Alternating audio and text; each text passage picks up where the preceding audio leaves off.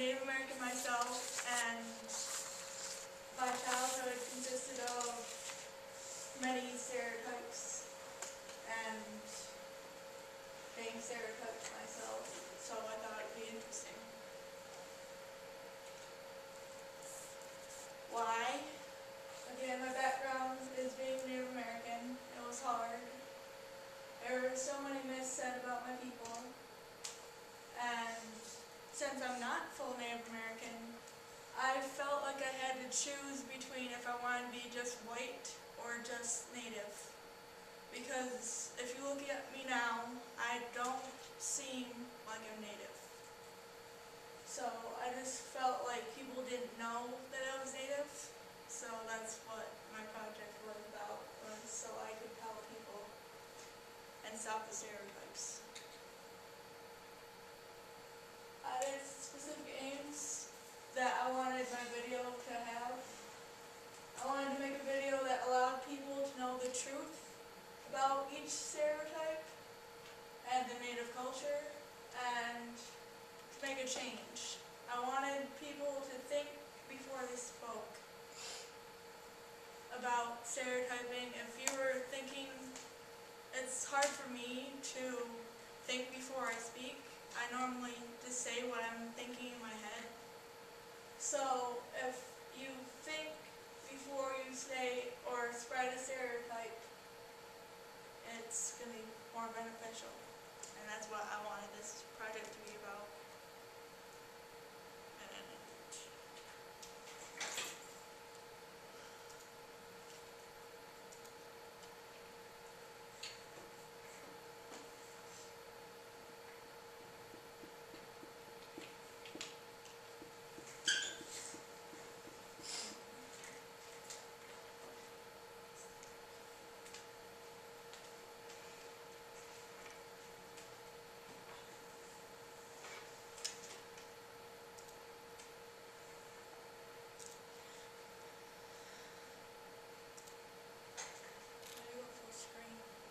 I think we'll just leave it like that. That's fine.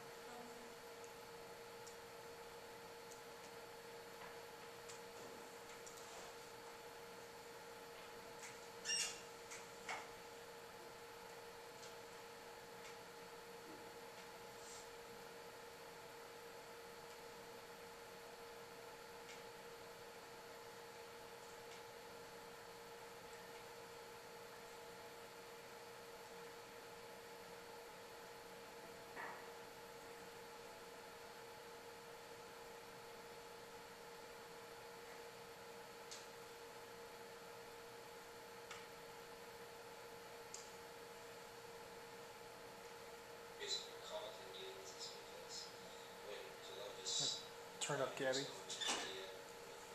the speaker. When he got to North America, which he didn't know he was at, he started calling the native people Indios or Indians because he thought he was in India. And because of that, the mistake is still made today. Indians are from India and Native Americans are from America, the North American continent, or the South American continent. Do you ever correct anybody when they call you Indians?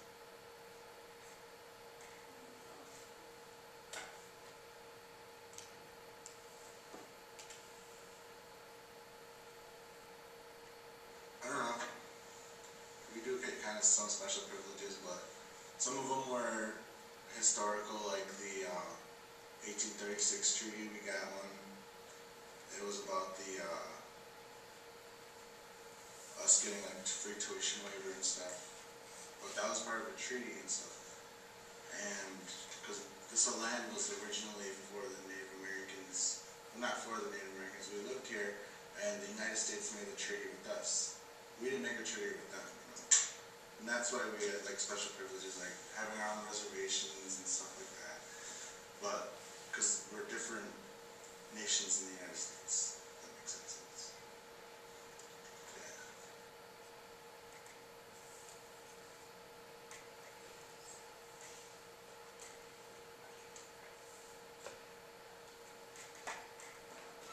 Does Saginaw Chippewa tribal members get per cap? But a lot of the other people that live here that are Native Americans aren't part of the Saginaw Chippewa Indian tribe.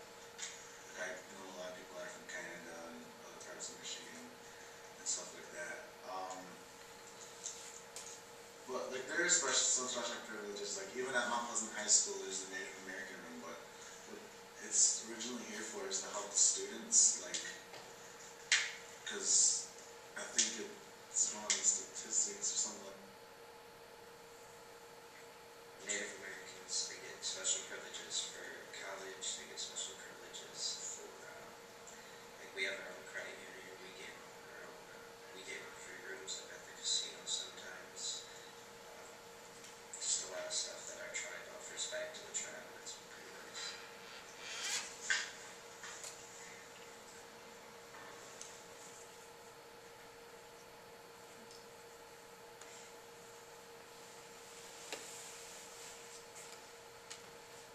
There's some I can see are losing some of the old traditional, whatever you want to call it, the native culture, native traditions. But to another point, I can say that that's maybe that, that our native people are a dying race, and all our culture, all our language is going to go away. I like to be a positive thinker and try not to think that way. And I like to look at the Sussex Merchant School in the reservation there. When they go to school, I wish I had this when I was little, but I had like a class that I went to learn some Ojibwe for like an hour. But today now, for the little ones, they can go to school, and from the moment they get on the bus, all the people who come in contact with them who are from the school only speak Anishinaabe more, only Anishinaabe more. And so that gives me hope. It's a complete immersion school, and one story is my cousin.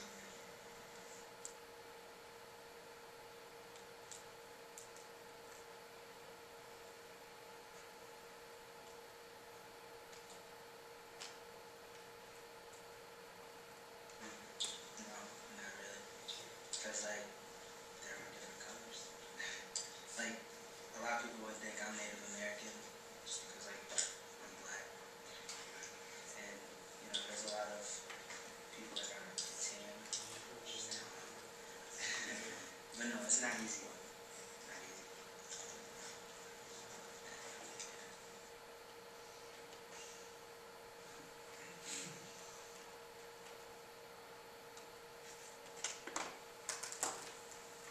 A lot of my friends, my buddies, they get asked some weird questions, and you might not know. It's not because of not our fault. You might not know the answer. Some of the things that have happened to us recently in the last past 30, 40 years. So, like the boarding school, we had a boarding school, and you weren't allowed to speak your language there, and you weren't allowed to do anything Indian or whatever. It was at one point illegal to do so in this country. Get in trouble if you speak your language. So, like the grandmas, my great grandma doesn't know, or she knew, but she didn't pass it on to my grandma. And my grandma had to go searching for that, and I thank her for that, for our language and for our culture. To this day, she's not a fluent speaker, but she's attempting, she's going back, and she's trying to learn everything that she can about the culture.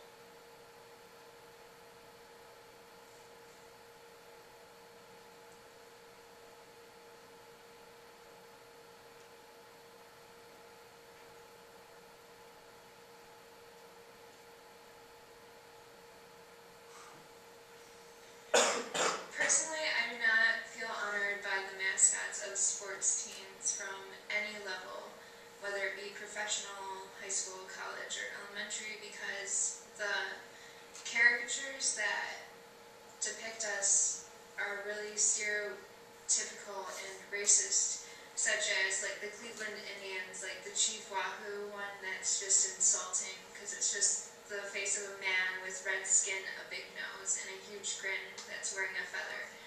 And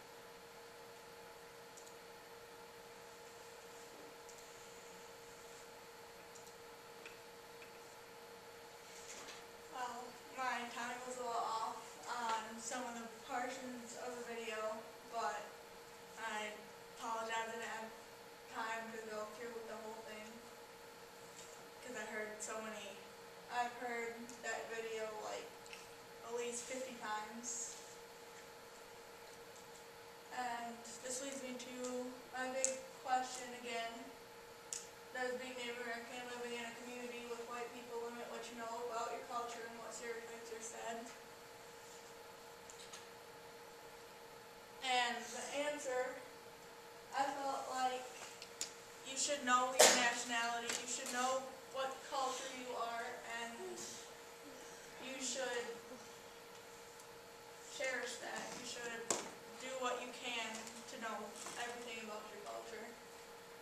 And I feel like living with people of different nationalities, different races, I mean, there still are going to be stereotypes, but you can stop that by learning the truth.